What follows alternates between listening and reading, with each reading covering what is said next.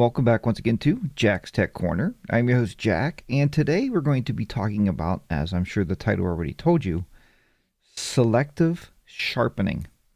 So we're going to sharpen this picture up a little bit, but we're going to do it very selectively and only pick out the part of the picture that we want to sharpen while leaving the rest of the picture basically untouched.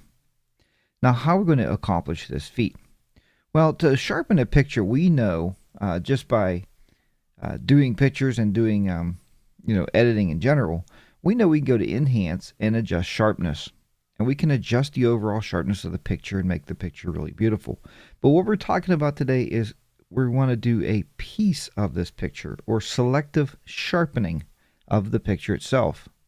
So let's go ahead and we're going to work just on the selective sharpening of this picture. What I want you to do first is on that background layer is do a Command or Control J. We're going to duplicate that background layer. Now, while being on that layer 1, now what we're going to do is we are going to go up to Enhance, and now we're going to do Adjust Sharpness. Okay, when you have your Adjust Sharpness panel up here, what I want you to do here on the amount is make it 150 to 200. I'm going to make it 200 so we could even make it more sharp. Now, on this part right here, you see that it's 1.0. Have it 1.0 in the radius to 1.5. I would have it checked here, more redefined. All right, that's going to give us more redefined sharpness on the overall picture. Once we have this all set up, all we have to do at this point is click OK. And now what it's going to do is going to overall sharpen that whole picture. That's what we're going to do. We're going to sharpen the whole picture just as we would suspect that we would. And we can see that it's a really, it's a small effect when you're sharpening, but there's a lot of sharpness going on there. And now that picture is sharpened overall. Our next step then is to work the picture and make it so we're only selecting a part that we want sharpened. So what I'm going to do here is, still on layer 1, I'm going to hold my Alt key down, because if we create a layer mask right now, what's going to happen is it's going to be white. And we know with white we paint with black to hide, but if it's black we can paint with white and we can reveal what's underneath of it. And this is the overall unsharpened one, and this is the sharpened picture here. So what we want to do at this point, we're going to delete that layer mask. And now on my layer mask again here, we're going to hold the Alt key down and click the layer mask. Now you can see that that layer mask is filled with black. That saved us a step because now we don't have to fill it with black or do anything special with it. It's already filled with black. Let's go over here and change our foreground background color. And if you click the default, it will make it white over black, because we need white to paint with on the picture where we want to be sharp, and then everything underneath would not be sharp, because remember, this is sharpened and this is unsharpened, the picture underneath the background. So with that said, what we're going to do now is pick out a very soft brush, and if your brushes come up, such as this, let's say it's text only, this does not do you a whole lot of good.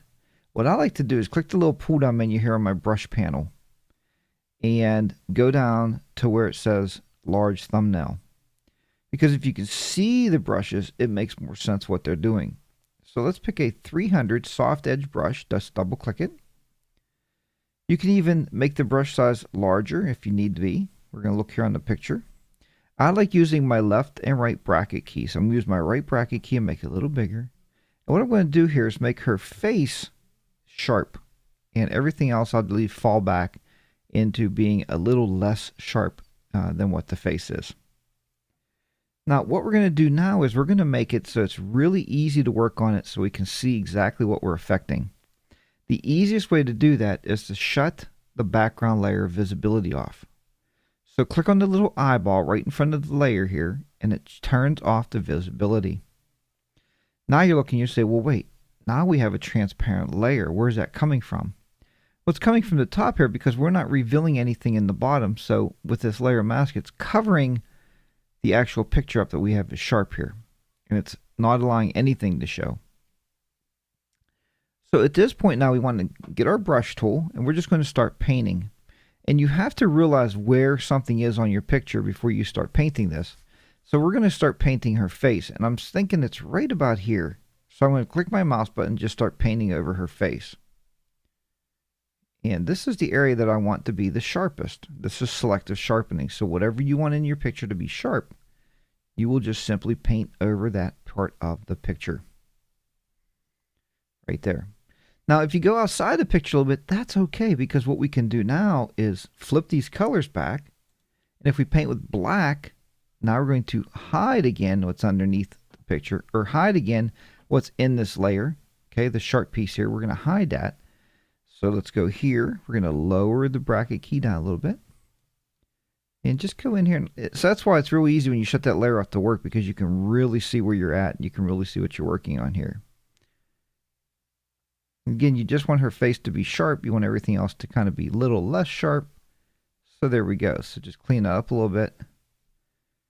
And we can see now that where we have the edges here. Just like so. Once you get everything done that you want sharp, whatever you want sharpened, you have all that unhid. So you're unhiding this layer right here, the sharpen layer. Then we're going to turn back on our unsharpened layer and let everything show through that's unsharpened. Let's click the visibility.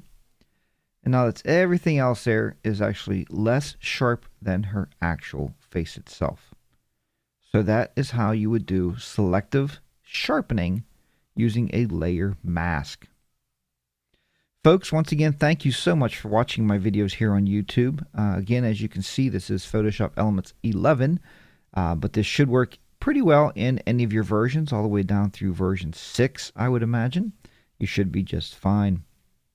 If you're not subscribed to my YouTube videos, please click the subscribe button.